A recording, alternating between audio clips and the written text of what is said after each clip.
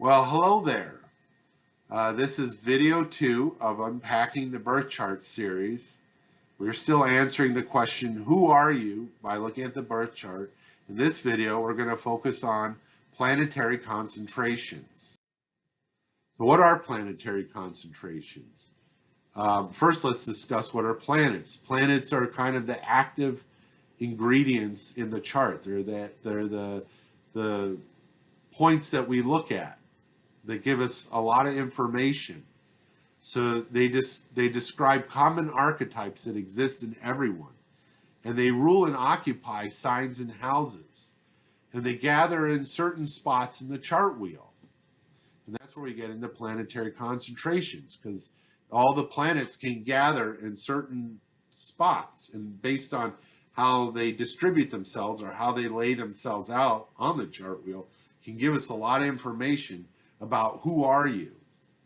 So we're going to look at planets and how they gather in the sign elements and modes, how they gather in the house hemispheres and quadrants. We'll look at stelliums in a sign or house, and then we'll look at stray planets that we call outliers. So first, let's talk about sign elements and modes. We want to discuss the concentration of planets and elements and modes. You want to place more weight on your inner planets in the big three, your sun, moon, and ascendant, in terms of significance over your outer planets, particularly since the real slow-moving ones like Pluto, can be in one sign for over 30 years, or, Neptune would be in a sign for 14 years. So that really doesn't describe you and your elements. That's more, for example, my Pluto's in Virgo, which is the earth element, and I'm not earthy, really, and but my generation is, people born with Pluto and Virgo, but me, compared to most people, I'm not. I included here my, right here, my element grid, my element and mode grid. And if you look at my earth element here, as you see, it's pretty empty except for Pluto in my midheaven. So when I look at that, I don't see an earthy person at all, even though I have a planet in it. Okay, so we'll talk about that later. So we're gonna focus, I tend to focus more on elements than modes because they're a little easier to understand, but we'll discuss both of them. So let's talk about concentration of planets and elements, the different characteristics. I like to see the different elements as representing different forms of intelligence. For example, fire is fiery characteristics, and it has to do with leadership intelligence.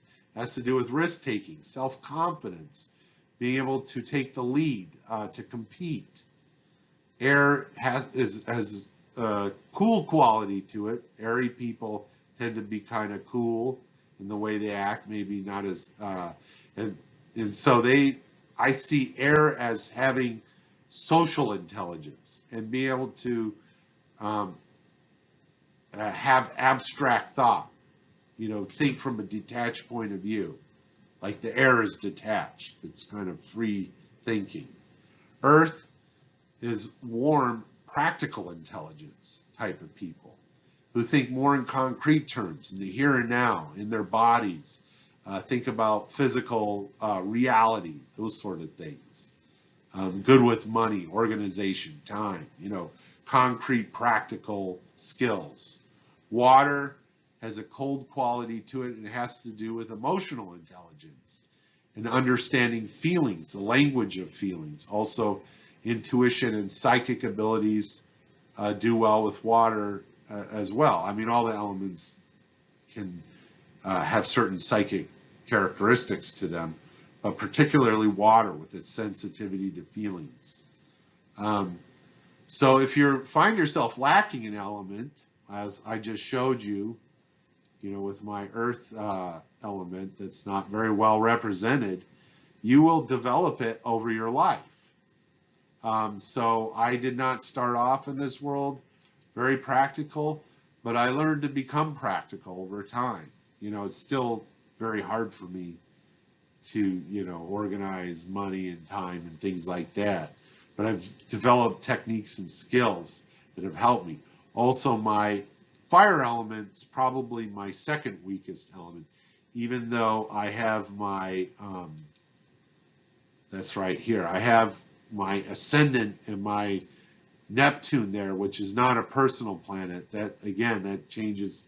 My Neptune's at 0 degrees Sagittarius. So it's on the cusp of Scorpio and Sag.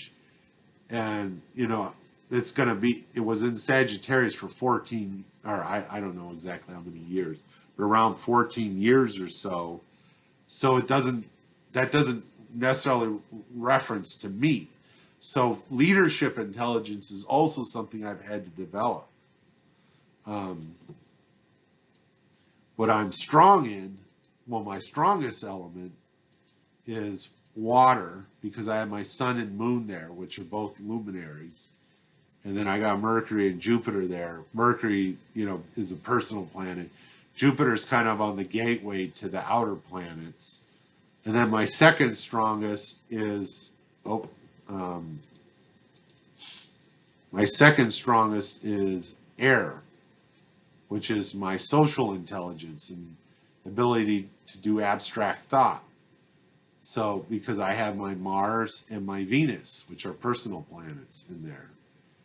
And Saturn's a little bit stronger than Uranus, because, you know, Saturn doesn't stay for a long time in one, you know, 2.5 years versus the 7 years for Uranus. Anyways, so let's talk about, on our next slide, has to do with combinations of elements, which we just talked about. I have a combination of elements grid, and I am air and water, right? I'm air, which is the abstract social intelligence, and water, which is emotional intelligence.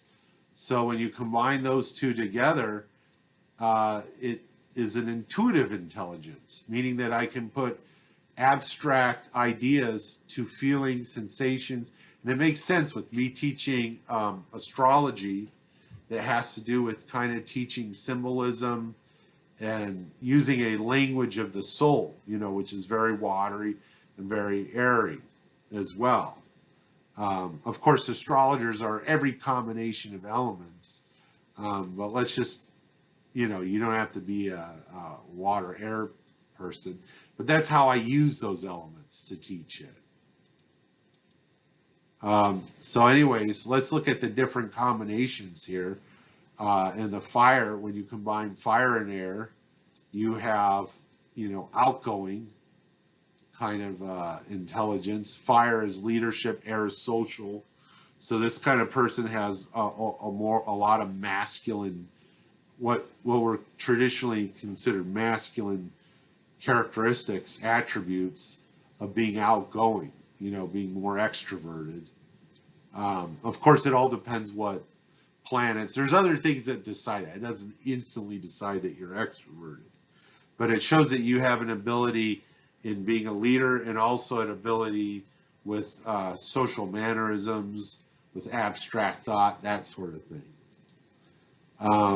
The next one is if you take fire and earth, which is the leadership or practical intelligence. You have someone that knows how to go after what they want in life. A little more aggressive, a little more dominant, because earth is very much about practical, measurable results, and fire is about going for it. So they oftentimes call this person a more aggressive type person who can go after things. Concrete things, that is. When you take fire and water, water being emotional intelligence, fire leadership intelligence, this is a person who's very good at expressing their feelings. Dramatic. Oftentimes these people can be very artistic. Great actors, sort of thing. They can go out there and they can kind of command emotions out of people, you know, get people to feel certain things. So that's how I look at that type.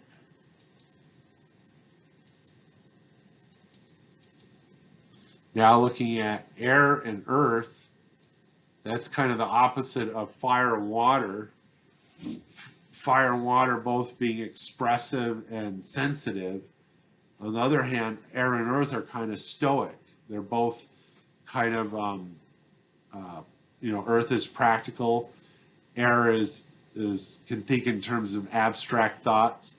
I think of this person as being kind of scientific and objective. You know, they can see the abstract concepts, but also put them to practical use. And then you look at air and water, which is what I am, you know, thinking in abstract concepts, having a certain social intelligence, but also emotional intelligence can make someone very intuitive. You know, working computers, I do a lot of customer support, and I help them, you know, in terms of user interface, to feel more, to try to make it easier for them to use the tools they need. You know, which is also practical, something that's kind of but I'm particularly tuned to people's emotions, and then I can communicate those ideas to them and walk them through certain things. I'm really suited to be a counselor. You know, I just didn't, you know, for various reasons I went into what I went into. But it works well, you know, in terms of some of the things that I do. So then we have earth and water. Earth is practical, water is feeling, and that's someone that's on the opposite side of fire and air, which is outgoing. So more introverted, more focused on their personal life, you know, more, instead of being out there in the world, more focusing on their own personal and private lives, sort of thing. And of course, it all depends on the rest of the chart to show that. You know, all of these qualities come out in different ways depending on the rest of the chart. So let's look at the sign. Let's look at the mode characteristics. And I think the easiest way I found is, how do people approach change? You know, because each of the modes in the signs represents either the beginning, middle, or end of a season, you know, which I discuss in my beginner's curriculum for astrology videos. You know, I discuss the most, but I think a good way to think of it is the cardinal signs are the start of a season. For example, you know, in the northern hemisphere, Cancer is the start of summer, you know, so it's someone who can initiate change. The fixed sign is the middle of the season, which after Cancer would be Leo, which is, you know, fixed fire. So it's in the middle of summer. And then the mutable is the end of the season, you know, after Leo is Virgo. So that's a mutable sign, the end of summer. So each of those characteristics, each of those modes has a certain characteristic that has to do with the attitude towards change. Cardinal people tend to initiate change because they're the beginning of the season type of people. And then fixed people maybe are more the heart of that season and are the most consistent and maybe the most resistant to change.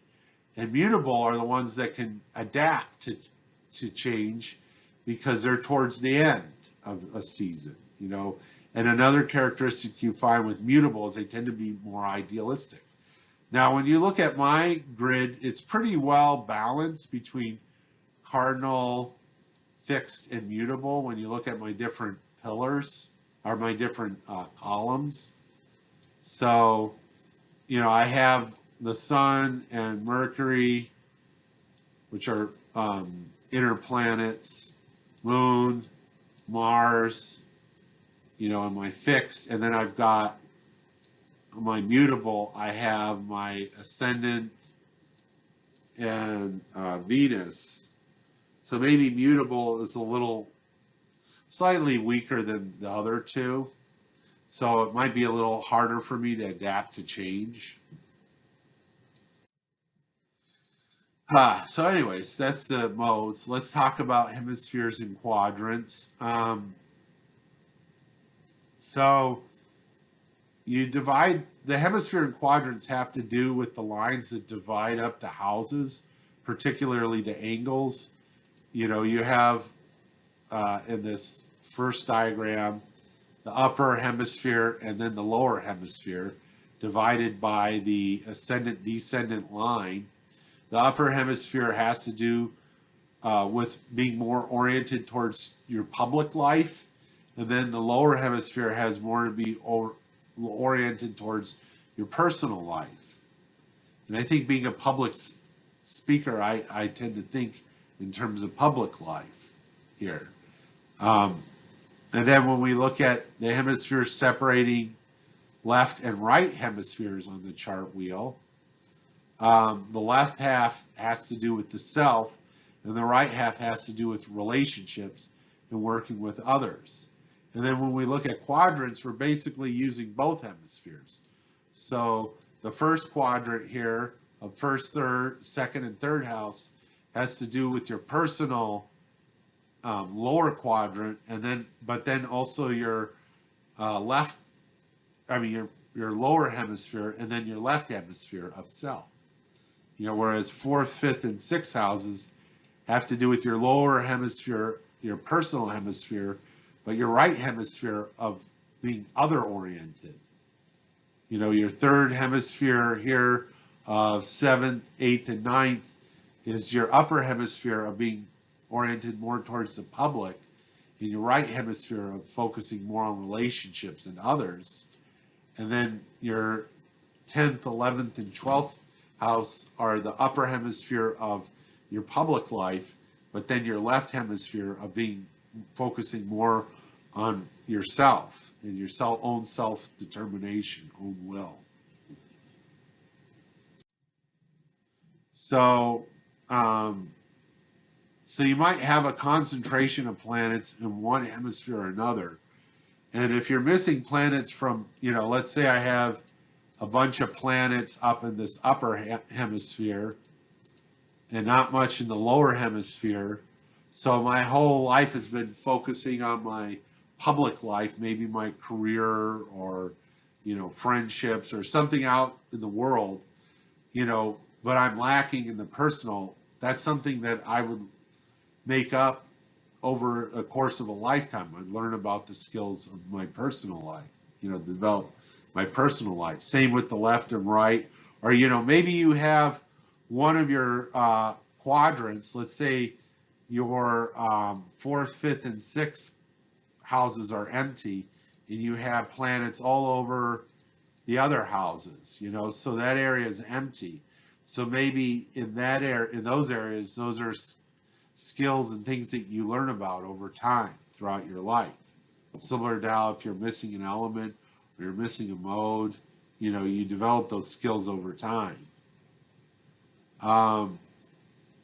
Now, one interesting phenomena is that you could have, I put all these dots all over the place. Let's do this one. Maybe you have, you know, all kinds of planets in your upper hemisphere, but you only have one planet in your lower hemisphere. That one becomes an outlier, you know, because it's on the outside of the pack. And we'll talk about that in the next slide here. Because if you look at my chart, which is what this is, I have a huge, all my planets, most of them are in the upper hemisphere. Saturn kind of creeps down a little bit, but it shows that I'm very much oriented towards my public life. You know, that's where a lot of my energy is.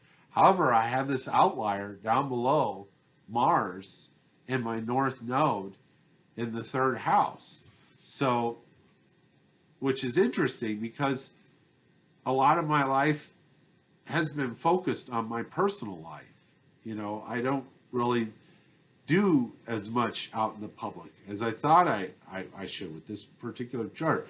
And the reason is I think that when you have an outlier, it focuses all the energy of the other planets into that outlier.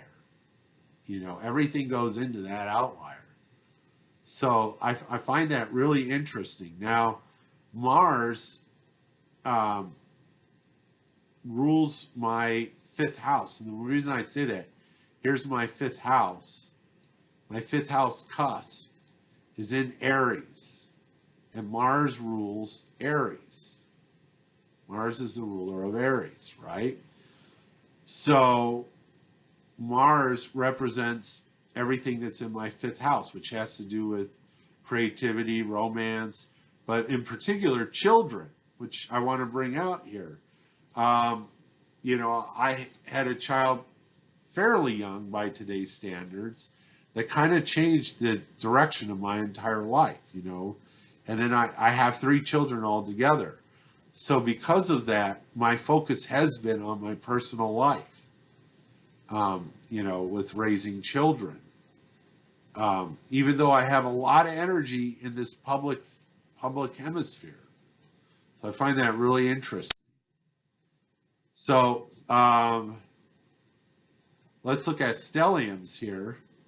Stellium is when you have a concentration of planets. Right now we're looking at Bob Dylan's chart that has a stellium that are in Taurus and Gemini, in those particular signs, and then also in the 5th and 6th house. The 5th house of creativity, which he's a musician, and the 6th house of health and service. And then he has his Mercury that's kind of stretched out into his descendant, which has to do with relationships, you know. And also Mercury is in its rulership of Gemini. He's known for his lyrics. He wasn't the greatest singer. I mean, he's not the greatest singer, but he's particularly famous as a songwriter for his lyrics. And then he has his outliers. He has Mars here, and he also has Neptune, and to some degree, Neptune in the North Node, and to some degree has Pluto as an outlier. So stelliums show a focus of energy in that one area, which brings me to the next subject, is how do you deal with empty houses? Going back to my chart, remember how I said the 5th house is empty? There's no planets here. Also, my 4th house is empty, right? There's no planets there. And nothing in the 2nd house. Nothing in my 1st, though Neptune is conjunct my 1st, which in my book means that it's in the 1st. You know, so Neptune right here, I kind of include as part of the 1st. That's kind of messy, but anyways. So I have all these empty houses. The question is, if, you know, because houses represent different facets of our life. The 2nd house represents wealth, possessions. The 4th house represents home and family. The 5th house represents children, creativity. The question now is these houses are empty. Does that mean that they're inactive? Does that mean they're dormant? Not at all. This is one of the biggest misconceptions with reading astrology charts, is that people see empty houses as being inactive or weak in some way. And I told you, you know, I had children that changed my entire life. You know, I have 3 children, so I don't have an inactive 5th house of children. You know, so we talked about my 5th house cusp. That line there is in Aries, right? And then that's ruled by Mars, which is in my 3rd house, which has 1, 2, 3 aspect lines. You know, a square to Moon, square to Jupiter, and a trine to Venus. Well, I have 2 sons and 1 daughter, you know. And so I look at those aspect lines representing my kids. I don't know, I don't think I'll have any more, but you never know, So maybe there's a hidden aspect line or something in there. And also, it's conjunct my North Node, which has to do with my destiny. So that's not inactive. Let's see here. So anyways, what do we take away from all of this in terms of looking at planetary concentrations? That planets gather on the chart wheel. That's what we call a concentration. It shows that we have a focus on a particular, element or mode or a certain house or sign. It shows concentration of energy of our archetypes or focus into those areas. Now, we also talked about how there might be concentrations in a hemisphere or a quadrant, a sign, a mode, but then there's these wandering planets that are outliers. They're basically outside of the path. And so they redirect the focus of the other planets into them. They become very relevant, just like my Mars is in my chart. And also, when we find that we're missing an element, a mode, or a house, or a hemisphere, those elements that you're missing in your chart, or a mode that you're missing, or is not as strong, or a hemisphere, is something you develop over life. Another thing we talked about is that empty houses are not empty. We have to look at the house rulers. We have to look at the cusp of those houses. What sign are they in, and which planets rule those signs? That tells us how those houses are active. The houses in our chart are all active. They all represent facets of everyone's life.